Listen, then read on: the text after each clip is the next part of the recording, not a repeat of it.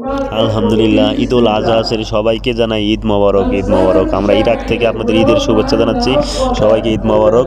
আমরা ইরাক প্রবাসী, ঈদের নামাজ পড়তে আইছি, বন্ধু বান্ধব সবাই মিলে একসাথে বাঙালি মসজিদে নামাজ পড়তে আইছি, তার জন্য ভিডিওটা করা, আপনাদের সাথে শেয়ার করা। আমরা ইরাক থেকে আজকে বাংলাদেশের কালকে ঈদ, আমাদের ঈদ সৌদির সাথে আমাদের সাথে এখানে ঈদ হচ্ছে, সৌদির সাথে ঈদ হচ্ছে। যাই হোক আলহামদুলিল্লাহ, আমাদের প্রবাসীদের ঈদ ভাই বোঝেনি তো প্রবাসীদের ঈদ কেমন কাটে। যাই হোক যেভাবে হোক আলহামদুলিল্লাহ, আমরা বন্ধু বান্ধব মিলে একটু মজা করবো, ঈদের দিন মজা করতেছি, ভিডিও করতেছি, সবার সাথে একটু শেয়ার করতেছি। যাই হোক আলহামদুলিল্লাহ, সবার জন্য মনটা একটু বেশি ভালো না, তারপরেও মা বাপের জন্য বাড়ি দেশে যেতে পারলাম না, আমরা প্রবাসী মানুষ, কিছু করার নাই। ফ্যামিলিকে সুখে রাখার জন্যই প্রবাসী করে থাকতে হয়, তারপরেও কিছু করার নাই, মনটা খারাপ থাকে, তারপরেও হাসি খুশি থাকতে হয়, তারপরেও সবার সাথে হাসি খুশি থাকতে হয়, মনটা সান্ত্বনা দিতে হয় যে আমার বন্ধু বান্ধব একটু মজা হাসতেছে। মানে এমনিতেই ভিডিও ক্যামেরা ধরে রাখছি তো, ওই যে অনেক বাঙালি আছে, আমাদের যারা ভাইরা আছে, তারপর যারা একটি ভাই আছে আসতেছে ইটমিটমুট করে সবাই আছে, আরও অনেক লোকজন আছে, আমাদের মসজিদ ইরাকিরা আছে, অনেক আমরা আছি যেমন ভিডিও টিডিও করতেছি।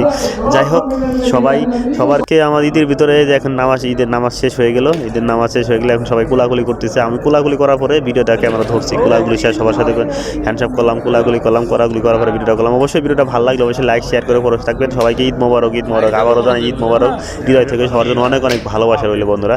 সবাই ভালো থাকবেন, সবাই সুস্থ থাকবেন, সেই কামনা করি। আমার ইরাক প্রবাসী, ইরাক সবার জন্য ভালোবাসা রইল।